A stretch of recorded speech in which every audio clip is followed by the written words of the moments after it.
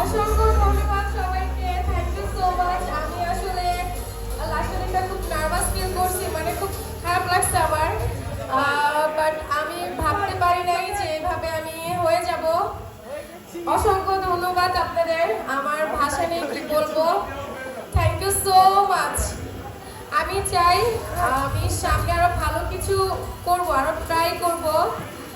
আর হলো আমার ক্লাস করাছে যারা, মানে তারা আমাকে অনেক সুন্দরভাবে গ্রুমিং করেছে।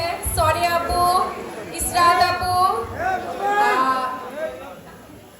মিথিল স্যার, তারা আমার জন্য অনেক কষ্ট করছে।